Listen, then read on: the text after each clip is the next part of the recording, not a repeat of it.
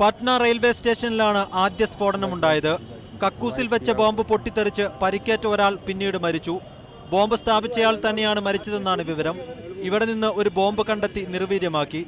Timer ഘടിപ്പിച്ച ബോംബുകളാണ് railway സ്റ്റേഷനിൽ വെച്ചിരുന്നതെന്ന് Bihar police പറഞ്ഞു. 2 മണിക്കൂറിന് ശേഷം നഗരത്തിലെ സിനിമാ തിയേറ്ററിലെ ഇരട്ട കെട്ടിടത്തിലുണ്ടായ 2 സ്ഫോടനങ്ങളിലായാണ് 3 പേർ മരിച്ചത്. പിന്നീട് BJP റാലി നടന്ന മൈതാനത്ത് 2 പൊട്ടിത്തെറികളുണ്ടായി. പ്രഹരശേഷി കുറഞ്ഞ സ്ഫോടനങ്ങളാണ് മൈതാനത്തുണ്ടായത്. 72 പേർക്ക് പരിക്കേറ്റു. തിക്കിലും തിരക്കിലും പെട്ടാണ് പലർക്കും പരിക്കേറ്റത്. സ്ഫോടക വസ്തു എറിയുന്നത് കണ്ടുവെന്ന് പറഞ്ഞ് റാലിക്കെത്തിയവർ മർദ്ദിച്ചയാളെയാണ് ആദ്യം കസ്റ്റഡിയിലെടുത്തത്. മറ്റു 3 പേരെയും പോലീസ് കസ്റ്റഡിയിലെടുത്തിട്ടുണ്ട്.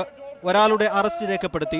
ഇയാൾ കുറ്റം സമ്മതിച്ചതായാണ് റിപ്പോർട്ടുകൾ. പൊട്ടിത്തെറികൾ റാലിക്കെത്തിയവരെ അല്പനേരത്തേക്ക് പരിഭ്രാന്തിയിലാഴ്ത്തിയെങ്കിലും BJPയുടെ റാലിക്ക് മുടക്കമുണ്ടായില്ല.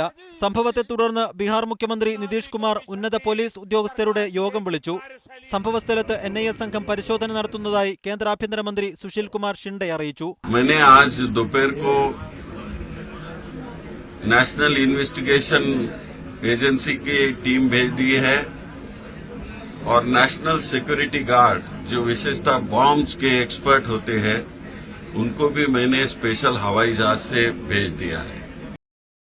സംസ്ഥാന സർക്കാരിനോട് കേന്ദ്ര ആഭ്യന്തര മന്ത്രാലയം റിപ്പോർട്ട് ആവശ്യപ്പെട്ടിട്ടുണ്ട്. News desk media 1.